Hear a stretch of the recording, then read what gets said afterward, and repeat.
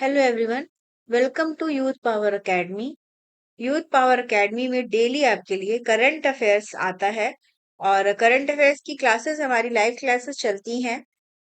आप हमसे चैनल पे ज़्यादा से ज़्यादा जुड़िए और डेली करंट अफेयर मैगजीन्स को अगर आप पढ़ते हैं तो ये आपके जो भी कॉम्पिटिटिव एग्जाम्स हैं यूपीएससी और अदर जो स्टेट सर्विसेज के हैं एग्जाम्स उनके लिए काफ़ी हेल्पफुल रहता है। डेली मैगजीन्स बहुत बेनिफिशियल हैं। साथ ही साथ हमारी मंथली मैगजीन्स हैं, हमारी फटाफट मैगजीन सीरीज है जो एग्जामिनेशन के लिए है, क्विक रिवीजन के लिए। मंथली मैगजीन्स भी काफी इंपॉर्टेंट हैं जिनसे आपका पूरा रिवीजन हो जाता है मंथ का। साथ ही साथ आपके मेंस के एग्जामिनेशन में आंसर राइटिंग में आपको काफी हेल्प इनसे मिलती है। जो भी आर्टिकल्स होते हैं इन्हें जीएस पेपर 1, पेपर 2, पेपर 3 के अकॉर्डिंग सब डिवाइड किया गया है। साथ ही साथ बैकग्राउंड इंफॉर्मेशन और कीवर्ड्स होती हैं जो कि बहुत इंपॉर्टेंट रहते हैं और जो भी टॉपिक रहता है उसका एक आपको डिटेल एनालिसिस भी जो है उसमें साथ ही साथ मिल जाता है। तो चलिए आज का क्लास स्टार्ट करते हैं। आज है 12 मार्च। ठीक है ma'am. Health education social issues पे एक वुमेन डे से रिलेटेड पूरा निकला था कि कैसे जो है इस बार वुमेन फार्मर्स और एग्रीकल्चर वर्कर्स पे फोकस रहा और 8 मार्च को इंटरनेशनल वुमेन डे सेलिब्रेट हुआ और इन्होंने international year of the women farmer इसको जो है वो डिक्लेयर किया है जो यूएनएफएओ है उन्होंने। और इसके तहत जो महिलाएं हैं जो एग्रीकल्चर इकोनॉमी से जुड़ी हुई हैं उनको रिकॉग्नाइज करना, उनका क्या कंट्रीब्यूशन है, इसको जो है ये पूरा सेलिब्रेट किया गया। फिर इसमें बताया गया कि जो 2023 और 24 का जो डेटा है उसमें रूरल गर्ल्स और वुमेन एज अबव 15 ईयर जो है वो 46.5% रहा इनका परसेंटेज और 11 और 12 में जो परसेंटेज था वो 35 था। तो यानी कि इनका जो संख्या है ये बढ़ा है, ये एग्रीकल्चर सेक्टर में काम कर रही हैं। बट अगर हम रेस्ट ऑफ द वर्ल्ड से कंपैरिजन करें तो जो वुमेन का पार्टिसिपेशन है एग्रीकल्चर में जो ज्यादातर कंट्रीज हैं उनके कंपैरिजन में कम ही है। जैसे अभी यहाँ पे 23-24 में 46.5% की बात कही है। मेजोरिटी ऑफ कंट्रीज में ये जो रेशियो है ये 57 से 63% के अराउंड है। ठीक है। और इसमें विलेज लेवल सर्वे करवाया गया था, डेटा जो है वो इसमें पता किया गया। और अगर हम बात करें कि जो वुमेन वर्कर हैं एग्रीकल्चर में, ये इन्होंने कई सारे विलेजेस का देखा तो उनका जो वेजेस है वो भी काफी कम है। हर दिन 300 से भी कम के जो है वो मजदूरी इनको जो है वो मिलती है। जेंडर गैप काफी है वेजेस में, मतलब महिलाओं का वेजेस जो है वो कम होता है पुरुषों की तुलना में। और इसमें बताया है कि लगभग 50% तक जो है वो मेल जो वेजेस हैं उनसे जो है वो कम पाया गया तमिलनाडु में। और उत्तर प्रदेश के दो विलेजेस में जो है वो उसको डेटा को उन्होंने जो बताया है। और महिलाओं का मतलब 242 से 276 के अराउंड था वेज जो है वो, मतलब इतना पैसे की जो है वो इतना जो है वो कम था। मतलब अगर महिलाओं को जो है वो मान लो 300 मिल रहा है, पुरुषों को जो है वो 500-550 तक मिल रहा है, तो इतना गैप है। तो ये है और ये जो यही सर्वे सब जो होता है ये गैप्स हैं। परी प्रोजेक्ट जो है आ उसका मतलब ये मेन प्रोजेक्ट है। ये परी प्रोजेक्ट जो दिया हुआ है, परी project of the foundation of agrarian studies, हाँ, यही है, इसी से सर्वे होता है ये। नहीं इसी से होता नहीं है, वो डिफरेंट डिफरेंट जो मतलब स्टडीज होती रहती है, सर्वे वर्वे करवाते रहते हैं, जुड़े रहते हैं गवर्नमेंट उससे भी इनका, है ना। तो डेटा ये वगैरह इधर भी तो टाइम टू टाइम देते रहते हैं, तो ये जरूरी नहीं है कि जो है वो ऑफिशियल गवर्नमेंट से ही रिलेटेड हो। अपने अपने भी इनके जो है वो एनजीओज होते हैं, कई सारे फाउंडेशंस होते हैं, वो अपना स्टडीज कराते रहते हैं। तो हर का एक अलग डेटा होता है। हमारे यहाँ जो ज्यादातर मान्य होता है जो गवर्नमेंट के द्वारा कराया जाता है डेटा, जैसे एनएसएसओ है इनके द्वारा जो रिलीज होता है या गवर्नमेंट की कोई एजेंसीज होती है, तो वो ज्यादा रेलिवेंट होता है, उसी को मान्य होता है। लेकिन जो ये सब सर्वेज और होते हैं इनसे भी एक आइडिया मिलता है कि ये कंडीशन है, फिर इसके बेसिस पे और भी जो है वो लोग वो करते हैं। ठीक है। अब जैसे लेबर ब्यूरो है, तो इन्होंने भी जो है वो इनका भी करवाए हैं। तो अब जो लेबर ब्यूरो करवाएगा वो ज्यादा वो रहता है, उसको हाँ, तो एग्जामिनेशन मतलब में। अगर डेटा आप मेंशन कर रहे हैं तो ये लिखेंगे ना अकॉर्डिंग टू लेबर हाँ, कि ब्यूरो। किस डेटा के हाँ। उस पे आप जो है वो बता रहे हैं, है ना? तो वो ये भी मेंशन करना होता है।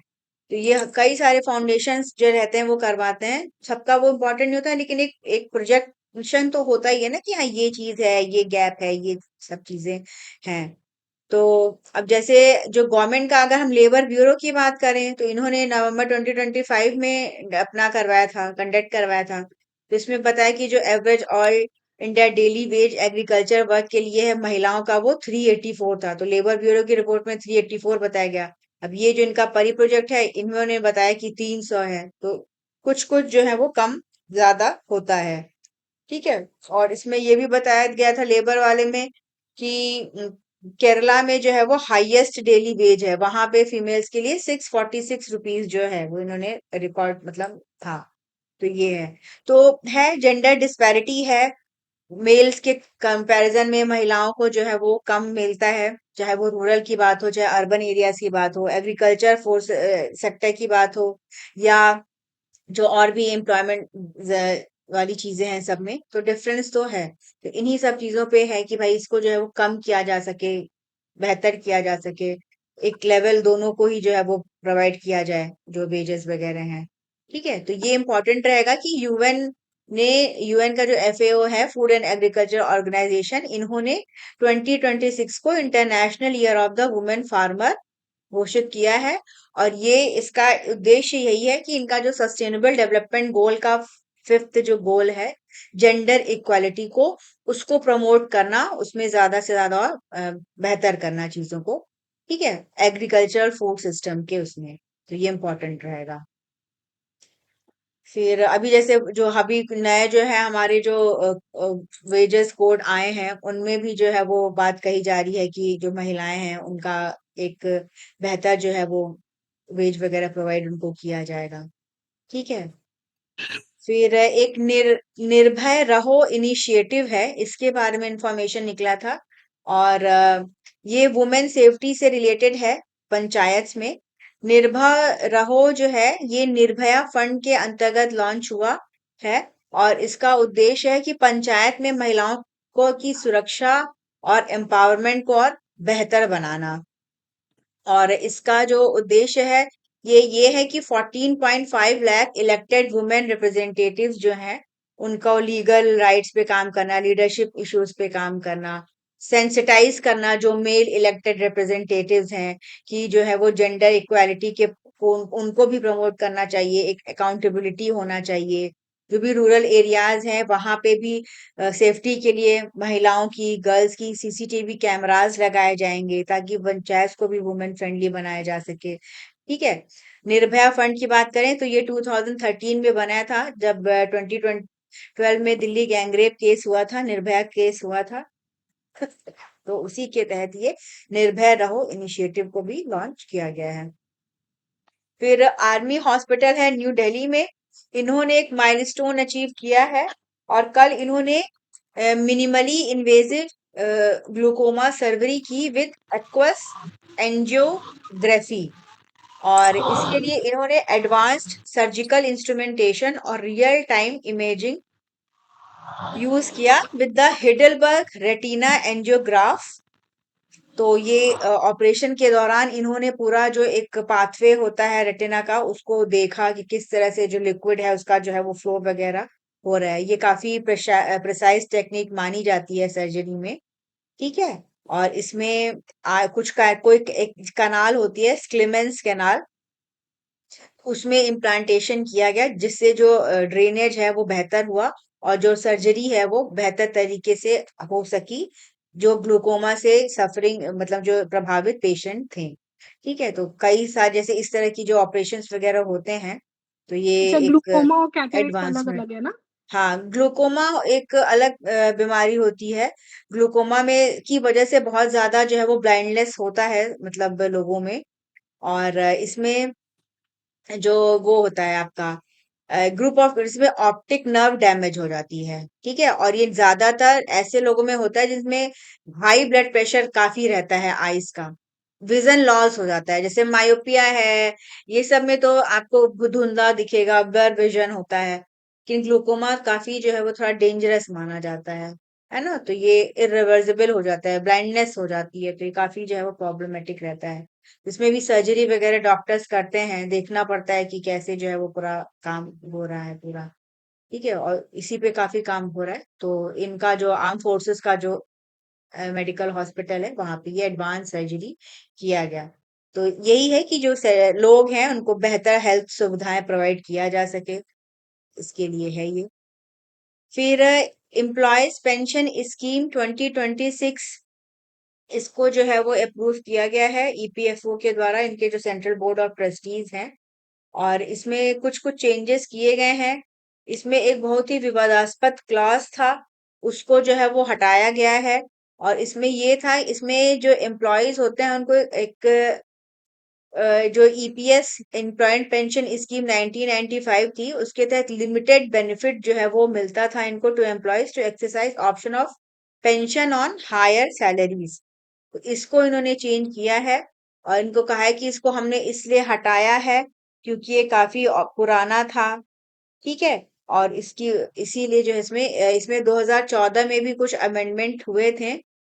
और इसमें ये था कि जो जैसे कि अगर कोई भी एम्प्लॉई है, तो क्या होता है कि उसका जैसे मान लो 12%, अगर उसको कोई सैलरी है तो उसका 12% वो अपने फंड में डालता है, फिर 12% जो एम्प्लॉयर है वो डालता है। उसमें भी एक पर्टिकुलर एक 8 पॉइंट समथिंग % का कुछ कंट्रीब्यूशन है जो जो एम्प्लॉय है वो अपना कर सकता है।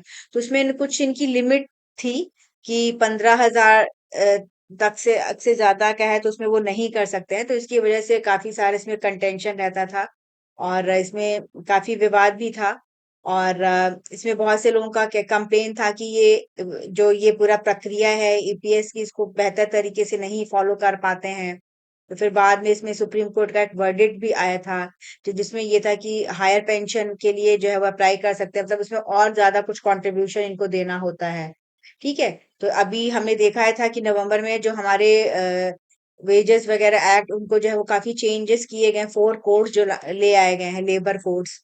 तो सरकार ने कहा है कि इसी के तहत जो है वो इसमें भी जो है वो बदलाव किया गया है, तो इसमें नए सारी चेंजेस जो है वो किए हैं।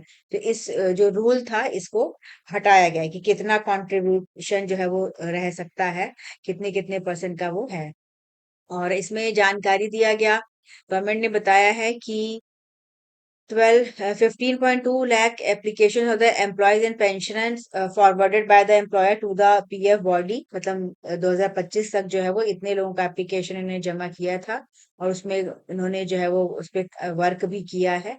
जो नए चेंजेस किए गए हैं, मतलब ये पूछ सकते हैं मतलब कि क्या है ये, ठीक है।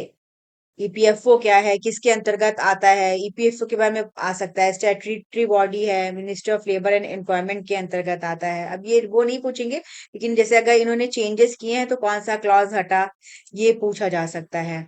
अब जैसे इसमें pensionable salary cap, the maximum monthly wage on which pension contribution and calculations were based, जैसे होता है ना कि जो सैलरी होती है उसमें इससे चेंजेस होते रहते हैं टाइम टू टाइम। तो कि एक कितना है उनका बेसिक पे, कितना है, कितना जो है वो बाकी चीजें, तो उस पे टोटल पे पहले शायद इसमें नहीं था, उसमें था कि टोटल पे ही बन जाएगा। कि कई लोग बार लोगों का चेंजेस होता है, जो सैलरी कैप वगैरह है वो बढ़ता है धीरे धीरे, वो उस सब पे ये का था, तो इसीलिए इन्होंने इसमें चेंजेस जो है वो किए हैं।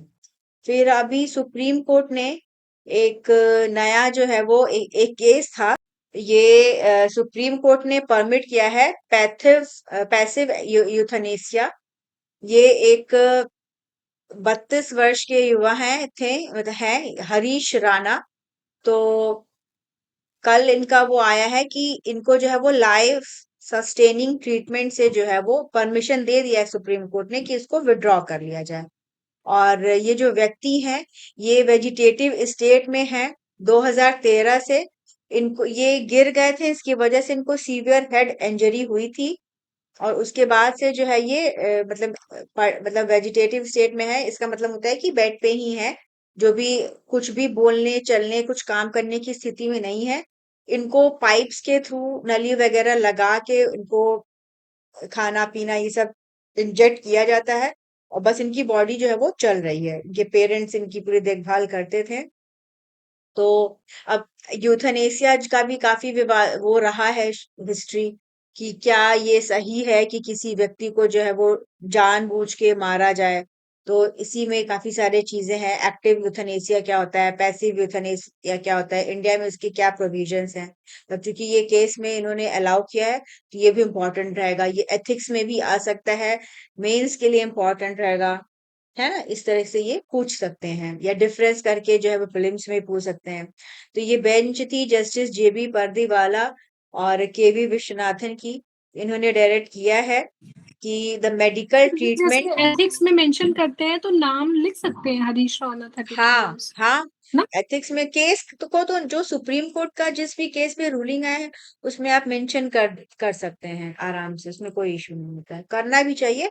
उससे पता होता है कि हाँ डिटेल में पता है, हाँ ये एक पर्टिकुलर उसके बारे में बात हो रही है। तो इसमें था, ये जो केस था इसमें यही था कि जो एप्लीकेंट थे उनका ये था कि इनको क्लिनिकली असिस्टेड न्यूट्रिशन प्रोवाइड किया जाए कि हटा लिया जाए।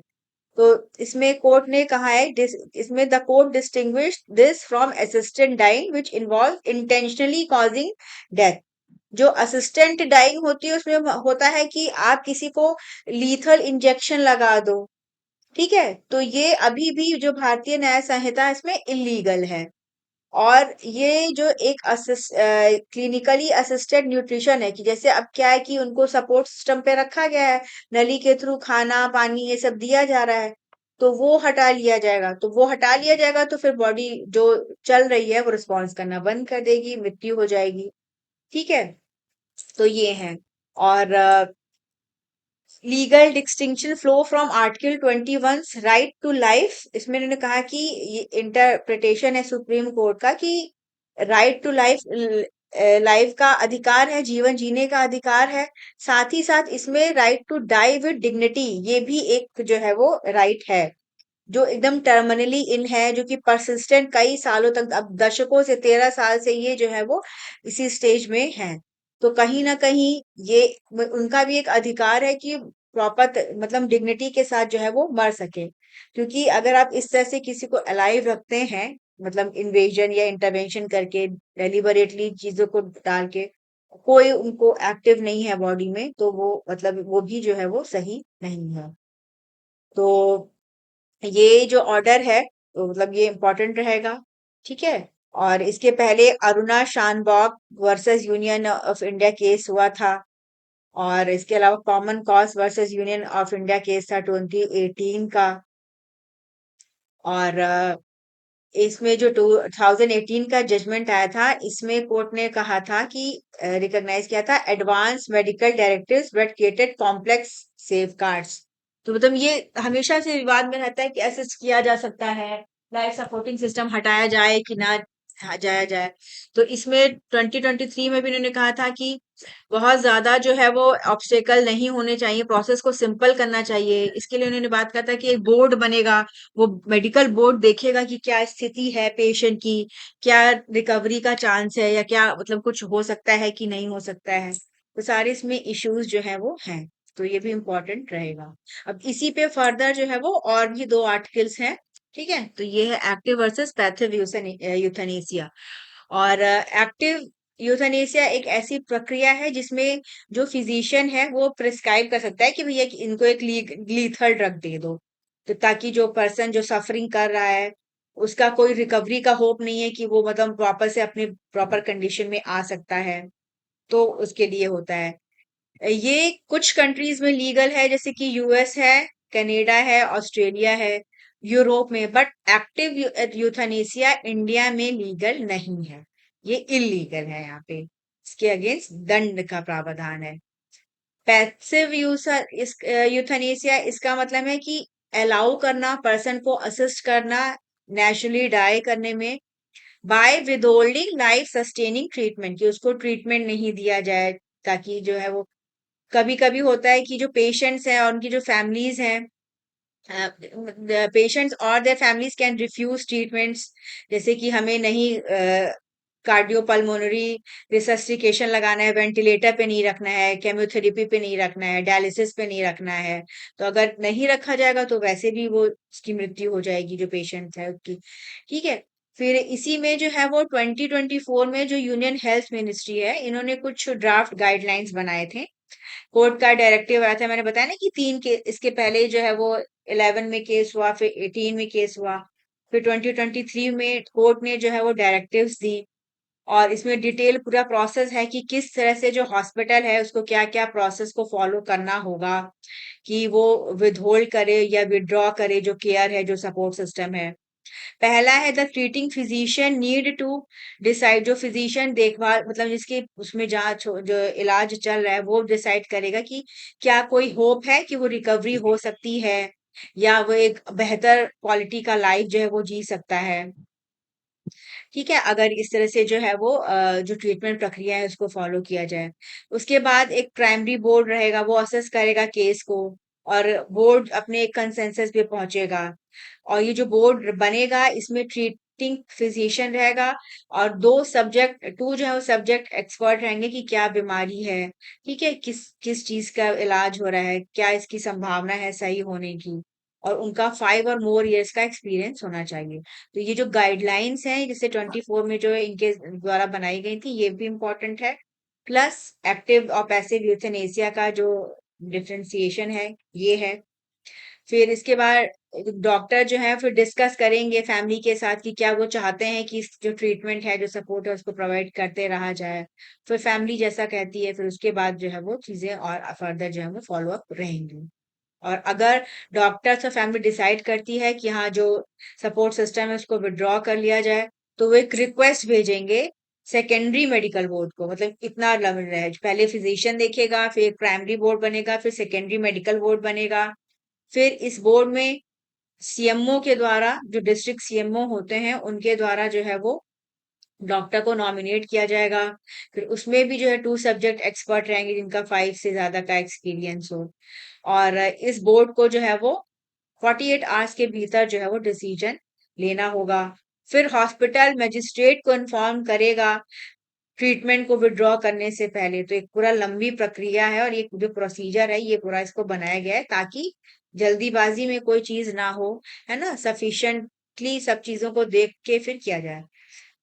और लेकिन अभी भी ये जो चीज है ये काफी डिफिकल्ट है, क्योंकि हर स्टेट में हर हॉस्पिटल में इस तरह के एक्सपर्ट या फैसिलिटीज नहीं है कि इनका इतना एक्सपीरियंस हो। ठीक है, जब सेकेंडरी मेडिकल बोर्ड वोर्ड बनाने की बात होती है, इसमें बताया गया है कि कुछ स्टेट्स हैं जिनमें कि जो इन्होंने ये पूरी प्रक्रिया अपनाई है नॉमिनेटेड डॉक्टर वाली सेकेंडरी बोर्ड के उसमें, जैसे कि महाराष्ट्र है, गोवा है, कर्नाटका है, ये सारी चीजें हैं। और अब इसमें पेशेंट का भी एक होता है कि पेशेंट की भी विशेष इंपॉर्टेंट होती हैं कि क्या वो जीना चाहता है। ठीक है, तो उसमें एक लिविंग विल का भी प्रावधान है कि इसमें जो डायरेक्शंस होते हैं कि जो टर्मिनली इल पर्सन है वो एक लीगल डॉक्यूमेंट बनाए जिसमें वो चूज कर सकता है कि हाँ क्या होना चाहिए। तो हो सकता है कुछ केसेस ऐसे हो जिसमें कि पर्सन जो है वो बोलने उलने की कंडीशन में हो, क्योंकि जो कि एकदम ही वेजिटेटिव स्टेट में है वो भला कैसे ही अपनी विश बता सकता है कि वो जीना चाहता है कि नहीं जीना चाहता है। ये काफी सारे इसमें जो है वो चीजें हैं। ठीक है, ये इम्पोर्टेंट रहेगा। फिर पीएम राहत स्कीम के बारे में पार्लियामेंट में जानकारी दी। अभी पार्लियामेंट का सेशन चल रहा है, और कल जो है वो जो लोकसभा स्पीकर हैं उनके अगेंस्ट जो मोशन ले आया था ऑपोजिशन ने, उस पे पूरा बहस हुई। और लोकसभा में तो जो है वो पास नहीं हो पाया, रिजेक्ट हो गया। फिर फर्दर आज राज्यसभा में जो है ये इस पे डिस्कशन होगा। तो पीएम राहत स्कीम के बारे में बताया गया कि पीएम राहत स्कीम या Pradhanmantri road accident victims hospitalisation and assured treatment scheme, इसको लॉन्च किया गया 13 फरवरी 2026। और इसमें कुछ जो फीचर्स हैं जैसे कि ट्रीटमेंट कवर प्रोवाइड किया जाएगा अप टू 1.5 लाख पर विक्टिम। ठीक है, और इसमें जो है वो 7 दिनों के लिए मैक्सिमम जो है वो 7 दिनों के लिए जो है वो पूरा इनको पैसे दिए जाएगा अगर रोड एक्सीडेंट होता है। और ये जो ट्रीटमेंट कवर है ये will be available to all victims जो कि रोड एक्सीडेंट में जिनके साथ दुर्घटना हुई है। Every road accident victim shall be provided with stabilisation treatment. 24 घंटे का कि मतलब स्टेबलाइज हो जाए बॉडी, कोई लाइफ थ्रेटनिंग प्रॉब्लम ना हो उनको। ठीक है, और लाइफ थ्रेटनिंग केस में जो है वो 48 घंटे तक जो है वो देखा जाएगा उनको ट्रीटमेंट की क्या हो रहा है, क्या चीजें हो रही हैं। फिर इसके अलावा इसमें बताया गया है कि इसमें जो है ये जो स्कीम है इसको दो प्रक्रियाएं, दो दो प्लेटफॉर्म थे उनको एमलगेट करके बनाया गया है। एक तो है ईडीएआर इलेक्ट्रॉनिक डिटेल एक्सीडेंट रिपोर्ट। इस ये जो है वो पुलिस ऑफिसर्स के द्वारा इसको यूज किया जाता है एक्सीडेंट वगैरह को रिपोर्ट करने में। फिर टीएमएस 2.0 या ट्रांजैक्शन मैनेजमेंट सिस्टम, ये नेशनल हेल्थ अथॉरिटी का है। इसको हॉस्पिटल वगैरह यूज करेंगे ट्रीटमेंट के लिए या क्लेम वगैरह देने के लिए, जो पेमेंट की प्रोसेस है उसको फर्दर करने के लिए। तो पीएम राहत स्कीम ये भी इम्पोर्टेंट रहेगी। और इसमें जो पैसे हैं उनको रीइंबर्समेंट है देने के लिए। मोटर व्हीकल एक्सीडेंट फंड ये भी बना है, और इसमें जो जनरल इंश्योरेंस कंपनीज हैं उनकी तरफ से कंट्रीब्यूशन रहेगा, साथ ही साथ गवर्नमेंट की तरफ से पैसे भी दिए जाएंगे। फिर इसमें 112 इमरजेंसी रिस्पांस सपोर्ट सिस्टम जिसको जोड़ा गया है। राहगीर योजना भी है, जिसमें अगर एक्सीडेंट होता है तो नियरेस्ट जो डेजिग्नेटेड हॉस्पिटल है वहां पे आप पहुंचाते हैं, तो उसमें जो हेल्प करता है उसको राहगीर बताया जाता है, और उसको भी जो है वो 25,000 तक का रुपीज जो है वो गवर्नमेंट की तरफ से प्रोवाइड किया जाता है। क्योंकि जो इनिशियल 1 घंटा होता है वो काफी इंपॉर्टेंट होता है किसी भी रोड एक्सीडेंट में, और उस टाइम पे प्रॉपर ट्रीटमेंट मिले तो व्यक्ति की जो है वो मृत्यु से बचाया जा सकता है। तो ये सारी चीजें, क्योंकि इंडिया में जो रोड एक्सीडेंट में डेथ्स हैं उनका नंबर काफी ज्यादा है, तो इसीलिए ये स्कीम को लॉन्च किया गया ये जो गवर्नमेंट पॉलिसीज वाला है कौन से पेपर पे है? है। पीआईबी में है ना ये प्रेस नहीं नहीं, प्रेस। 1 2 हाँ, 3। हेल्थ सोशल इश्यूज सब में आएगा ये, है ना। टू जीएस पेपर 2 में आएगा ये सारा चीज। फिर एकलव्य मॉडल रेजिडेंशियल स्कूल, इनके स्टेटस के बारे में बताया गया। और अगर हमें देखें तो ये जो एकलव्य मॉडल रेजिडेंशियल स्कूल हैं ये हर ब्लॉक में है, जिनकी जो 50% जो है पॉपुलेशन जो है वो एसटी पॉपुलेशन है। और मिनिमम वहाँ पे 20,000 ट्राइबल पर्सन होने चाहिए 2011 के सेंसस के मुताबिक। तो गवर्नमेंट ने जानकारी दी कि 6 मार्च 2026 तक across the country 499 Eklavya model residential schools हैं, और इनमें 1,56,564 स्टूडेंट्स जो हैं वो पढ़ रहे हैं। Eklavya model residential school scheme ये लॉन्च हुई थी 97-98 में मिनिस्ट्री ऑफ ट्राइबल अफेयर्स के द्वारा। और इसका उद्देश्य यही है कि जो एसटी स्टूडेंट्स हैं रिमोट एरियाज में जो स्टूडेंट हैं लोग, उनको जो है वो बेहतर मिडिल और हाई स्कूल एजुकेशन प्रोवाइड करना।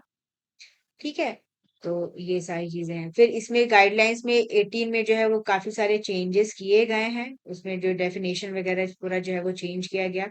और ट्राइबल जो पॉपुलेशन है उसके वेलफेयर के लिए काफी सारे काम जो है वो किए जा रहे हैं। फिर सेंट्रल कंज्यूमर प्रोटेक्शन अथॉरिटी इन्होंने गाइडलाइंस इशू किए हैं, और इसके तहत इन्होंने कहा है ये मैंडेटरी क्या है कि due diligence for endorsements and prescribing conditions for advertisements to prevent misleading claims. मतलब अगर कोई ऐसा क्लेम कर रहा है कि हमारा ये प्रोडक्ट आप खरीदिए तो ये बहुत ऐसा हो जाएगा, है ना, आपकी बीमारी ये चीज खत्म हो जाएगी 2 दिन में, आप मुझे गोरे हो जाएंगे, जैसे तमाम तरह के एडवर्टाइजमेंट आते रहते हैं। हफ्ते भर में आपका मोटापा खत्म हो जाएगा, आपकी डायबिटीज की प्रॉब्लम सॉल्व हो जाएगी। तो इन्होंने गाइडलाइन जारी किया है कि ऐसे जो फॉल्स क्लेम्स होते हैं उनसे इंडिविजुअल्स को बचाने के लिए, और अगर जो है वो ऐसे फर्जी क्लेम्स कोई करता है, मिसलीड करने वाला क्लेम करता है, तो उसके अगेंस्ट जो है वो एक्शन होगा। और अभी जो रेगुलेटरी फ्रेमवर्क है एग्जिस्टिंग, इसमें advertising code prohibit advertisements claiming miraculous और सुपर नेचुरल। जैसे अभी था कि कोई बताए कि हाँ भैया हमारे प्रोडक्ट में ये बहुत सुपर नेचुरल प्रॉपर्टी है, इसको आप ये खा लोगे तो तुरंत ठीक हो जाएगा, तो ये है। और ये जो सीसीपीए या consumer central consumer protection authority, ये एक स्टैट्यूटरी बॉडी है जो कि जुलाई 2020 में बनी, और ये कंज्यूमर प्रोटेक्शन एक्ट 2019 के तहत बनी है, जिसने जो पुराना एक्ट था 1986 का उसको रिप्लेस किया। और ये देखता है कि किसी प्रकार से जो कंज्यूमर्स हैं उनके राइट्स का कोई वायलेशन ना हो, फेयर ट्रेड प्रैक्टिसेस हैं, फॉल्स या ऐसे क्लेम ना किए जाएं जिनसे जो है वो जो कंज्यूमर हैं उनको जो है वो प्रभावित हो, और जो भी प्राइवेट टीवी चैनल्स इस तरह के एडवर्टाइजमेंट देंगे तो उनके खिलाफ जो है वो अप्रोप्रिएट एक्शन होगा। तो ये पूरा गाइडलाइंस बनाई गई हैं ताकि किसी प्रकार का अ, एक कह लो कि लोगों को जो है वो वो ना हो, मतलब धोखेबाजी ना हो। ठीक है। और इसमें जैसे कि अब बहुत सारे अभी अगर हम देखें तो एड्स वगैरह आते हैं जिसमें कि अभी जो गाइडलाइंस है उसमें बहुत सारी चीजों को प्रोहिबिट भी किया गया है, जैसे सरोगेट एडवर्टाइजमेंट को रोका गया है। ठीक है। और चिल्ड्रन को जो टारगेट करते हो एडवर्टीजमेंट उन पे भी रोक है। Disclaimers and duties of manufacturers, इन सब पे भी कई सारी पे जो है वो रोक लगाया गया है। और पेनाल्टी है कि जो मैन अगर इस तरह का पाया जाता है तो 10 लाख जो है पेनाल्टी मैन्युफैक्चरर पे लगेगी, और एडवर्टाइजर पे भी जो है वो 50 लाख तक की जो है वो पेनाल्टी लग सकती है अगर वायोलेशन होता है तो ये इम्पोर्टेंट रहेगा कि किस एक्ट के अंतर्गत आता है, क्या क्या है इसमें। ठीक है। फिर नीति आयोग ने फिजिकल हेल्थ इंडेक्स 2026 इसको जो है वो लॉन्च किया, सेकेंड एनुअल एडिशन है ये। और इसमें बताया गया है कि जो है फिजिकल हेल्थ है सभी स्टेट्स की, इसको बेहतर करने के लिए बहुत सारी जो पॉलिसीज हैं उनको प्रायोरिटी बेसिस जो है वो दिया गया है। और इसमें जो है वो ये सब है कि रेवेन्यू मोबिलाइजेशन बढ़ाया जाए, स्टेट का अपना जो है टैक्स कैपेसिटी उसको बेहतर किया जाए, और एक्सपेंडिचर को जो है वो रैशनलाइज किया जाए, एक फिजिकल फ्लेक्सिबिलिटी बनाया जाए। ठीक है, ताकि स्टेट की जो इकोनॉमिक कंडीशन है वो बेहतर हो सके। नीति आयोग बना था 2015 में, और इसका फोकस है कोऑपरेटिव फेडरलिज्म को बढ़ावा देना, मतलब इस स्टेट्स और सेंटर के बीच में जो रिलेशन है उसको बेहतर करना, इकोनॉमिक पॉलिसी को और बेहतर करना। और इसी के तहत ये जो है वो फिजिकल हेल्थ इंडेक्स जारी करते हैं जिसमें बताते हैं कि क्या सिचुएशन है स्टेट्स का, जो अपना इकोनॉमिक क्या कंडीशन है। ठीक है। फिर पार्लियामेंट में जानकारी दी कि इंडिया में क्या लीगल फ्रेमवर्क है, और जो ऑनलाइन है टेक्नोलॉजी रिलेटेड जो चीजें हैं उन पे उनसे प्रिवेंट करने के लिए, और सरकार की तरफ से बताया गया कि legal safeguards are in place. इसके तहत जो है वो एआई या रिलेटेड टेक्नोलॉजी से अगर कोई पर्सन को हार्म पहुंचता है तो उसके लिए हमारा इंफॉर्मेशन टेक्नोलॉजी एक्ट 2000 और आईटी रूल्स है। और इसके तहत जो है ये जो सोशल मीडिया प्लेटफॉर्म्स हैं, जो इंटरमीडियरीज हैं, इनको रोका जाता है टू प्रिवेंट और होस्टिंग और शेयरिंग कंटेंट जो कि हार्मफुल हो फॉर चिल्ड्रन, वायलेंट कंटेंट को। ठीक है। और इसमें है कि जो प्लेटफॉर्म्स हैं उनको कोई भी unlawful content with in 3 hours जो है वो हटा लेना होता है। और ये भारतीय नागरिक सुरक्षा संहिता 2023 में इसके लिए प्रावधान किया गया है। साथ ही साथ जो इसमें protection of children from sexual offences act 2012, इस इसको भी इसमें जो है वो जोड़ा गया है। इसके अलावा फिर digital personal data protection act 2023 and rules 2025 है, जिसमें सेफ गार्डिंग किया गया है चिल्ड्रन के पर्सनल डेटा को। ठीक है। एआई पावर टॉयज से भी जो है वो इनके तहत जो प्रोटेक्शन है। और इसमें पेरेंटल कंसेंट जरूरी किया गया है कि अगर कोई बच्चे का डेटा जो है वो प्रोसेस वगैरह होता है, मैकेनिज्म है कंसेंट वगैरह लेने के लिए। ठीक है। और बिहेवियरल मॉनिटरिंग या ट्रैकिंग वगैरह को ये रोकता है। टारगेटेड इन एडवर्टाइजमेंट को भी ये रोकने का काम करता है। इसके अलावा हमारा इंफॉर्मेशन टेक्नोलॉजी रूल्स 2011 है। इंडिया का एआई गवर्नेंस गाइडलाइंस है जो कि बेहतर एक लीगल फ्रेमवर्क प्रोवाइड करती है। तब ये जानकारी दिया कि ये चीजें हैं जिनके तहत जो लोग हैं उनकी जो है वो सेफ गार्डिंग की जाती है। फिर इसमें बताया गया, इन्होंने बोला कि टॉय क्वालिटी कंट्रोल ऑर्डर और बीआईएस स्टैंडर्ड्स भी है, जिसमें ऐसा कोई कंटेंट जिसमें कि हार्मफुल हो बच्चों के लिए उसको पूरा रेगुलेट किया जाता है आईटी एक्ट, आईटी रूल्स और पॉस्को एक्ट के तहत। ठीक है। तो ये सारी चीजें हैं। फिर UIDAI unique identification authority of India, इन्होंने लॉन्च किया अपना पहला स्ट्रक्चर्ड बग बाउंटी प्रोग्राम। और इससे कहना है कि ये जो आधार सिस्टम है वो और सिक्योर होगा, बेहतर होगा, और ये एक अनदर लेवल ऑफ प्रोटेक्शन है। ठीक है, तो इसमें जो हिडन रिस्क वगैरह रहते हैं उसको भी जो है वो खत्म किया गया है। तो इसकी जानकारी मिनिस्ट्री ऑफ इलेक्ट्रॉनिक्स और इंफॉर्मेशन टेक्नोलॉजी ने कहा दिया है। और उन्होंने कहा है कि इस प्रोग्राम के तहत जो साइबर सिक्योरिटी एक्सपर्ट हैं वो देखेंगे कि जो भी यूआईडीआई की जो की डिजिटल प्लेटफॉर्म्स हैं उनमें क्या पॉसिबल वीकनेस हो सकती है, ताकि किसी प्रकार का किसी का डेटा जो है वो लीक ना हो। ठीक है, क्योंकि ये अब इससे जो है वो काफी रिस्क रहता है लोगों के डेटा वगैरह को वो करके हैक करके काफी सारे फ्रॉड जो है वो हो जाते हैं। ठीक है, तो इसी के लिए इन्होंने ये बग बाउंटी प्रोग्राम लॉन्च किया।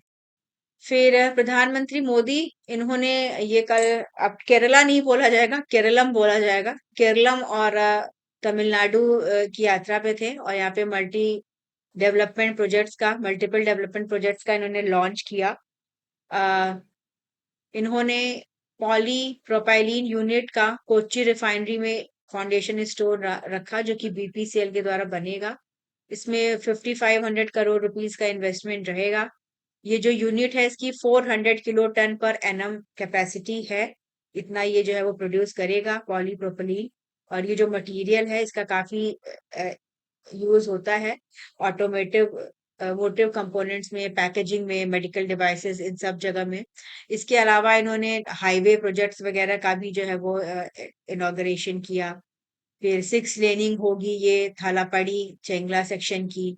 इकोनॉमिक कॉरिडोर बन रहा है मुंबई टू कन्याकुमारी, उसका ये कुछ सेक्शन है, उनको जो है वो कनेक्टिविटी बेहतर किया जाएगा। फिर इसके अलावा तमिलनाडु में भी इन्होंने पंजापुर तिरुचिरापल्ली में जो है वो 5650 रुपए का परियोजनाओं का जो है वो आधारशिला रखी।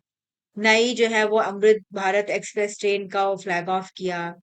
फिर भारत पेट्रोलियम कॉर्पोरेशन लिमिटेड का ही एक सिटी गैस डिस्ट्रीब्यूशन नेटवर्क बन रहा है नीलगिरीज और इरोड डिस्ट्रिक्ट में, है ना, तो उसका आधारशिला रखी।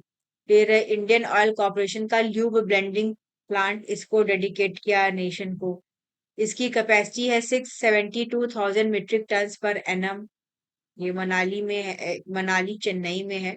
और इसमें 1490 करोड़ रुपए का इन्वेस्टमेंट हुआ है। तो ये सारी इसमें चीजें हैं।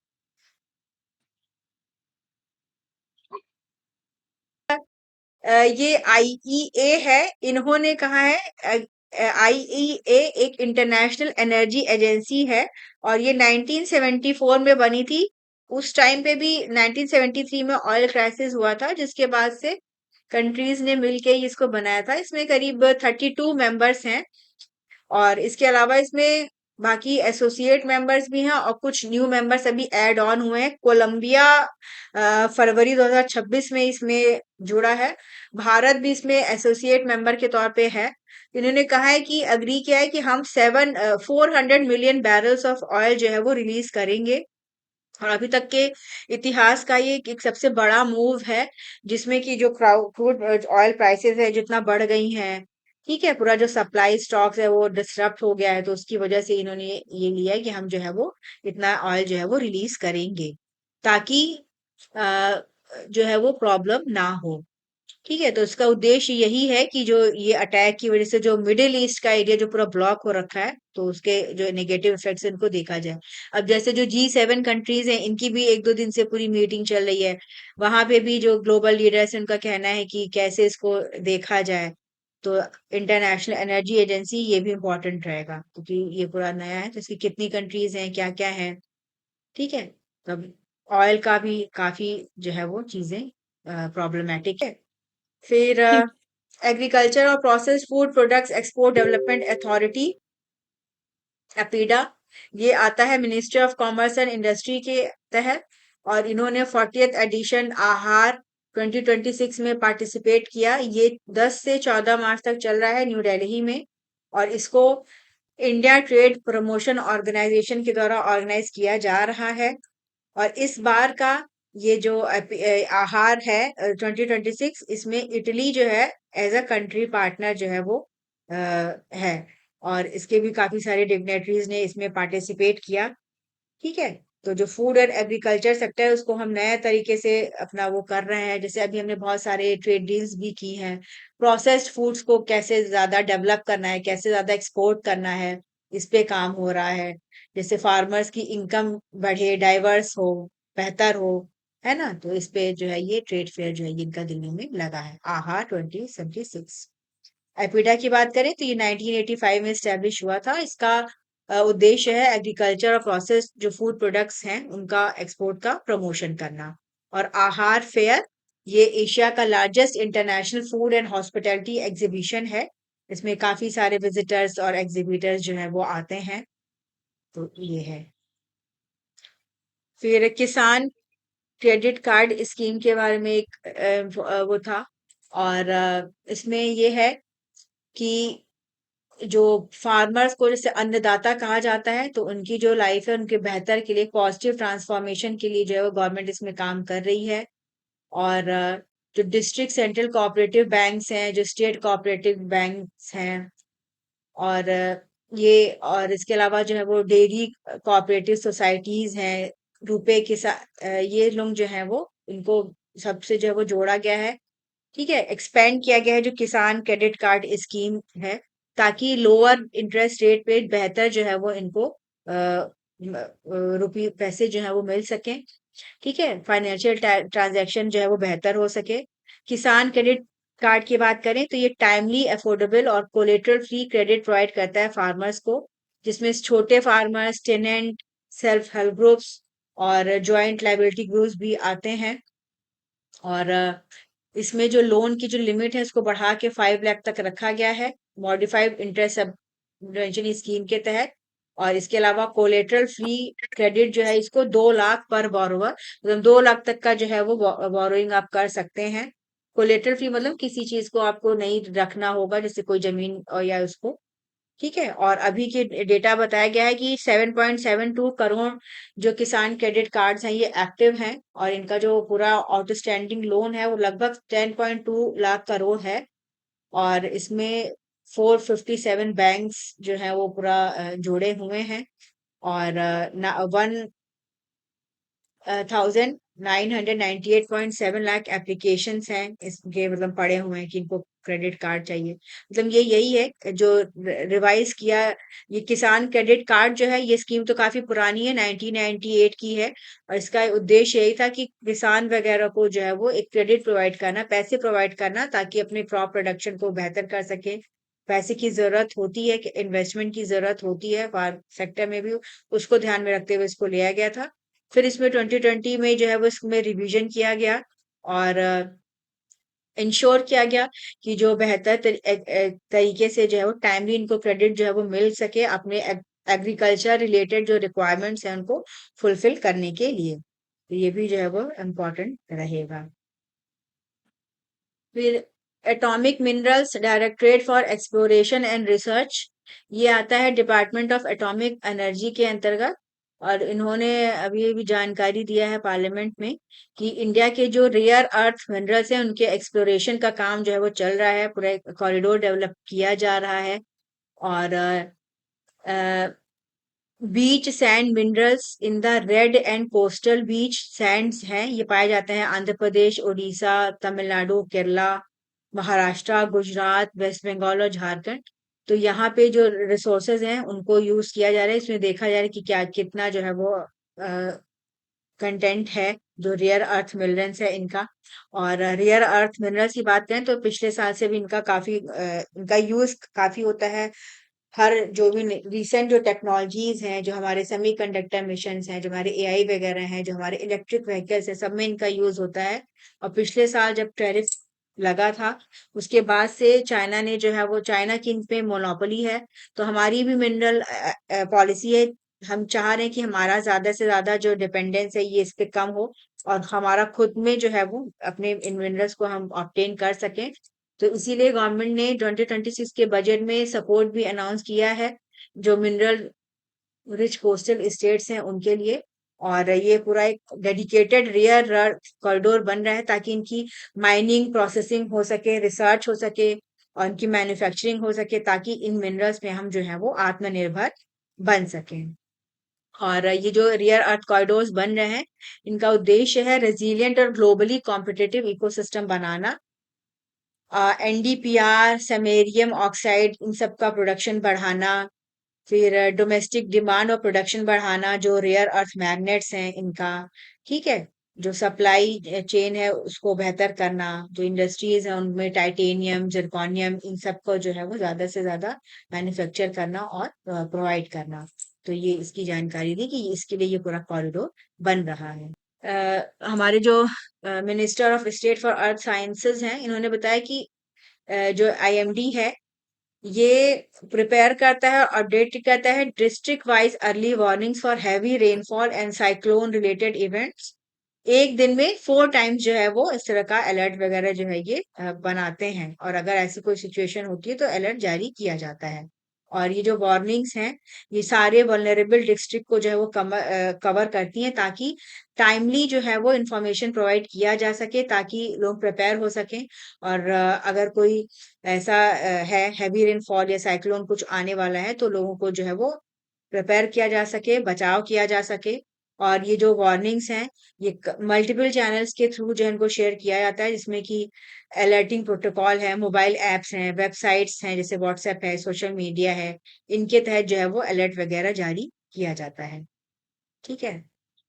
आईएमडी का भी इम्पोर्टेंट रहेगा। इंडियन मेट्रोलॉजिकल डिपार्टमेंट ये स्टैब्लिश हुआ था 1875 में, और इसका इस बार 150th ईयर सेलिब्रेट हो रहा है। तो ये भी एग्जाम में प्रीलिम्स के लिए भी पूछा जा सकता है, मेंस में भी इसके बारे में आ सकता है। एक आर्टिकल था कि कैसे जो है वो इजराइल ने जो ईरान की ऑयल फैसिलिटीज पे अटैक किया, उसकी वजह से काफी एनवायरनमेंट को नुकसान पहुंचा है। और यहाँ पे इन्होंने 7 मार्च को 4 इनकी ऑयल स्टोरेज फैसिलिटीज पे हिट किया था। उसकी वजह से इनके तेहरान और अल्बॉस प्रोविंस में जो है वो ब्लैक रेन जो है वो हो रही है। और इस जो एक्सप्लोजन हुआ था उसकी वजह से toxic hydrocarbon compounds, sulphur, nitrogen oxide ये सब पूरा एयर में मिल गए। और ये जो केमिकल्स हैं ये जो पॉल्यूटेंट के साथ जो है वो मिलते हैं तो उसके बाद से जो है वो पूरा ब्लैक प्रेसिपिटेशन या काले रंग की बारिश जो है वो हो रही है।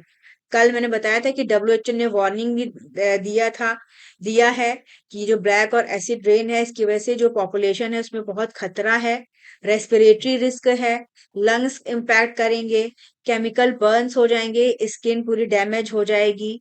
ठीक है। तो ये पूरा इसका है। तो इसकी काफी जो है वो आलोचना भी हो रही है कि ऐसी फैसिलिटीज पे आप मत करिए। एक तरफ बात होती है इन्वायरमेंट प्रोटेक्शन की कि कैसे जो है वो इन्वायरमेंट को प्रोटेक्ट किया जाए, और टाइम टू टाइम जब ऐसे वॉर्स होते हैं तो उनकी वजह से कितना सीवियर जो है वो डैमेज हो रहा है, ये भी एक मतलब बहुत ही मैटर ऑफ कंसर्न है। ठीक है। ईरान के भी रेड क्रिसेंट ने वॉर किया है कि जो लोग हैं वो घरों से बाहर ना निकलें, क्योंकि अगर वो बाहर निकलते हैं तो सीवियर इंजरी जो है वो हो सकती है। ठीक है। तो और साइंटिस्ट ने वो किया है कि ये फॉरएवर केमिकल्स की तरह हैं, और ये ग्राउंड वाटर को भी कंटेमिनेट करते हैं। साथ ही साथ जो है वो एयर तो पूरा जो है वो कंटेमिनेटेड जो है वो हो ही गई है। तो काफी सारा इसका रिस्क है। इंडिया का नेशनल डिजास्टर मैनेजमेंट प्लान, इसके बारे में बताया गया था कि ये पूरा इसका फ्रेमिंग हुआ था और इशू हुआ था पहली बार 2016 में, और फिर इसका 2019 में इसमें रिवीजन हुआ। जो revised national disaster management plan है ये सारे मिनिस्ट्रीज डिपार्टमेंट जो सेंट्रल स्टेट डिस्ट्रिक्ट लेवल के हैं उनको जो है वो इंटीग्रेट करने का काम करता है। 7 मेन पिलर्स पे ये है, बिल्टअप है। और इसमें है कि एक नेशनल लीगल एक है मैंडेट है, इस एक एक्ट है डिजास्टर मैनेजमेंट एक्ट 2005 का, साथ ही साथ national policy on disaster management है 2009 की। ये इसमें एक प्रोएक्टिव रोल प्ले करता है कि कैसे जो है डिजास्टर की कंडीशन में हमें जो है वो वर्क करना है, साथ ही साथ डिजास्टर रिस्क जो है उसको रिड्यूस करना है, सस्टेनेबल गोल पे काम करना है। ठीक है। इसमें प्राइवेट जो क्लाइमेट चेंज है वो भी इसके तहत आता है। फिर प्रधानमंत्री का भी इसमें 10 पॉइंट एजेंडा है जिसके तहत इंडिया में जो है वो काम कर रहा है। और इन्होंने जो है वो इसमें 2016 में एशियन मिनिस्ट्रियल कॉन्फ्रेंस हुआ था, उसमें ये पूरा 10 पॉइंट एजेंडा अपना दिया था कि डिजास्टर को कैसे जो है वो रिस्क को जो है वो कम किया जाए और प्रिपेयर किया जाए कम्युनिटीज को, टेक्नोलॉजी का यूज किया जाए, इंटरनेशनल कोऑपरेशन को बढ़ाया जाए ताकि किसी भी प्रकार के डिजास्टर की कंडीशन में चीजों को बेहतर तरीके से जो है वो हैंडल किया जा सके। ठीक है। फिर मिशन मौसम के बारे में जानकारी दिया गया कल पार्लियामेंट में। और जो मिशन मौसम है ये एक हाई परफॉर्मिंग कंप्यूटिंग सिस्टम है मिनिस्ट्री ऑफ अर्थ साइंसेज का। और इसका इनॉग्रेशन हुआ था 26 सितंबर 2024 को। और ये Indian Institute of Tropical Meteorology Pune और National Centre for Medium Range Weather Forecasting Noida, यहाँ पे इसका इनॉग्रेशन किया था। इसमें दो सिस्टम्स हैं। अर्का, ये कंप्यूटिंग कैपेसिटी है ऑफ 11.7 पेटाफ्लॉप की। और अरुणिका, तो ये नाम जैसे देखिए प्रीलिम्स में पूछ सकता है कि किससे रिलेटेड है, मिशन मौसम से रिलेटेड है, किस मिनिस्ट्री में आता है। जो अरुणिका है ये 8.24 पेटाफ्लॉप का है। और ये एक पूरा बेहतर सिस्टम बनाते हैं जिससे मौसम के बारे में एक बेहतर तरीके से जो है वो इंफॉर्मेशन पूरा मिले। एडवांस्ड हाई रेजोल्यूशन वेदर और क्लाइमेट मॉडल्स हैं, ये सब एआई बेस्ड है, मशीन लर्निंग बेस्ड है, बेहतर जिससे जो है वो फोरकास्टिंग वगैरह हो पाती है। और इसमें बताया गया है कि इन सब सिस्टम की वजह से जो ट्रैक फोरकास्ट एरर हैं उनको काफी कम कर लिया गया है ना, कि जैसे अलर्ट जारी होता है तो उसमें काफी वो प्रिसाइज होता है, पता चल जाता है कि क्या है, और जो एरर होने की संभावना होती थी उसमें काफी कमी आ गई है, तो ये जानकारी दिया गया। फिर इसमें बताया गया कि लैंडफॉल प्रिडिक्शन में काफी इम्प्रूवमेंट हुआ है। और ये कोस्टल इवैक्यूएशन के लिए काफी इम्पोर्टेंट होता है कि मतलब बहुत तेजी से बारिश होगी तो कोस्टल जो एरियाज है वहां से लोगों को हटा लिया जाता है जिससे कि रिस्क जो है वो कम हो, मतलब प्रॉब्लम जो है वो कम हो। फिर कई सारे और भी इनके मोबाइल एप्लीकेशन है, प्लेटफॉर्म्स है, जैसे मौसम है, मेघदूत है, दामिनी है। ठीक है, ये सब मिलजुल के काम कर रहे हैं, वेदर को फोरकास्टिंग कर रहे हैं, वार्निंग अलर्ट्स वगैरह जो है वो जारी किया जा रहा है। और मतलब हर अक्रॉस द कंट्री जो स्टेट्स और डिस्ट्रिक्ट्स हैं वहां पे ये पूरी जो सर्विसेज हैं इनके तहत इनको प्रोवाइड किया जा रहा है। फिर इंडिया का आईएनएस त्रिकंद है, ये 58 नेशनल डे सेलिब्रेशन में पार्टिसिपेट करेगा मॉरिशस के। और ये जो शिप है ये इसी सेलिब्रेशंस के लिए जो है पोर्ट लुइस में पहुंच गया है। और इसमें जो मिनिस्ट्री ऑफ डिफेंस है इन्होंने बताया कि इनका एक मार्चिंग कंटिजेंट, नेवल बैंड और ये लोग गए हैं। और ये मॉरिशस का नेशनल डे परेड होगा कैंप डे मार्च में, तो वहां पे ये पार्टिसिपेट करेंगे। मॉरिशस का नेशनल डे जो है वो 12 मार्च को रहता है, इसी दिन ये यूनाइटेड किंगडम से आजाद हुए थे 1968 में। ठीक है, उसके बाद से जो है ये 1992 में एक रिपब्लिक बने। और इंडिया और मॉरिशस का काफी डीप रिलेशन रहा है, कल्चरल और स्ट्रेटेजिक टाइज रहे हैं। और जो हमारा मिशन सागर है इसमें भी हमारे जो कि नेबर उसमें आता है, तो इसके तहत जो है वो रिलेशंस को और बेहतर किया जाता है, इसीलिए हमारा जो ये शिप है ये यहाँ पे गया है। फिर जो हमारे प्रेसिडेंट हैं डोनाल्ड ट्रम्प, इन्होंने अनाउंस किया है कि 300 बिलियन डॉलर की हिस्टोरिक पार्टनरशिप हुआ है बिटवीन इंडिया का रिलायंस इंडस्ट्रीज लिमिटेड। और ये इस्टेब्लिश करेंगे अमेरिका की first refining, the first new major oil refinery in United States. 50 सालों में ऐसा ये हुआ है। और ये फैसिलिटी जो है वो पोर्ट ऑफ ब्राउन्सविले टेक्सास में बनेगा। और ये एक लार्जेस्ट इन्वेस्टमेंट रहेगा यूएस के इतिहास में, मतलब ये रिलायंस वाले जो है यहाँ पे अपना बनाएंगे। और इसमें जो ट्रम्प का जो एजेंडा है कि अमेरिका फर्स्ट, इस पे ये फोकस रहेगा। लोअर टैक्सेस रहेंगे, परमिट वगैरह ये देंगे, तो वहां पे ये पूरा इन्वेस्टमेंट जो है वो करेंगे। रिलायंस इंडस्ट्रीज की बात करें तो ये मुकेश अंबानी की तरह का है इनका, तो ये यहाँ पे पूरा जो इन्वेस्टमेंट करेंगे, तो उससे इनको बेनिफिट होगा।